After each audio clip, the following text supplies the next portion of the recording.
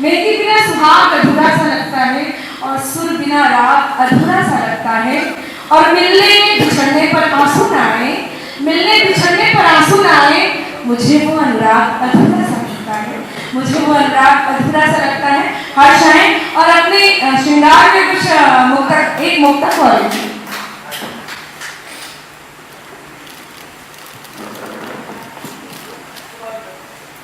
सर्वप्रथम आचार्य को प्रणाम करता हूँ, तत्पश्चात माननीय मंच को प्रणाम करता हूँ और आप सभी श्रोताओं को प्रणाम करता हूँ। एक बात रखना चाहता हूँ अपना कुछ भी पढ़ने से पहले कि इतनी औकात नहीं है मेरी कि मैं दादा सर्वेश अस्थाना की बात करूँ, लेकिन मैं उस धरती से, उस साहित्य की धरती से आता हूँ। मैं विकल जी की धरती से, मैं विद्रोही जी की धरती से, मैं लिंगेश जी की धरती से आता हूँ, जिन्होंने कभी किसी को निराश नहीं किया। मैं उनका वंशज हूँ, इसलिए अपनी बात को जहाँ जो साहित्य लिखता हूँ, जो साहित्य पाता हूँ, जो पढ़ता हूँ, विकल जी को, विद्रोही जी को या किसी भी अपनी धरती के व्यक्ति से बस उतना ही सीखता हूँ और बोल रहा हूँ। शायद इस बार लखनऊ वालों को मेरा साहित्य सुनने का अवसर नहीं मिल पाया, लेकिन मैं ये जरूर कहता हूँ कि मैं अच्छा साहित्य सुना सकता था, किंतु निराश नहीं करूँगा, एक मुक्तक जरूर पढ़ के जाऊँगा कि दर्पण टूट न जाए दिल का, दर्पण टूट न जाए दिल का, मन में इतनी पीर पड़े,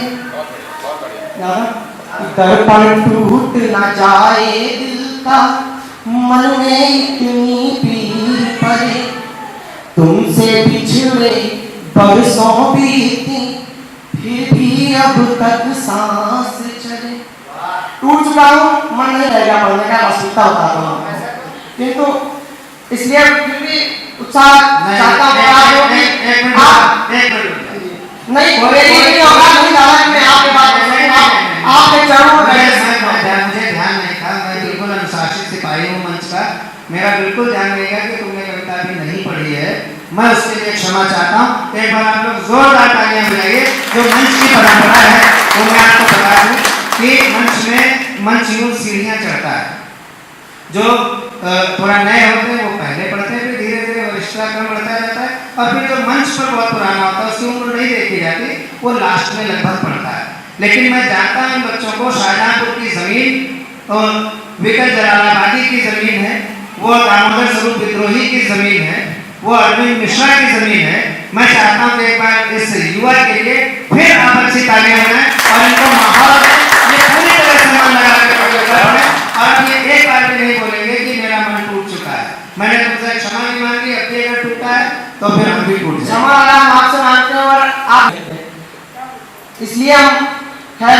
ये अगर मैं यहाँ पे अब खड़े होकर कुछ भी पढ़ने का प्रयास करता हूँ तो याद का निरादर होगा, इसलिए मेरा मन टूट चुका था, लेकिन फिर भी निराश नहीं करूँगा। एक चीज और स्पष्ट कर दूं कि मैं इस मंच का अध्यक्ष नहीं हूँ,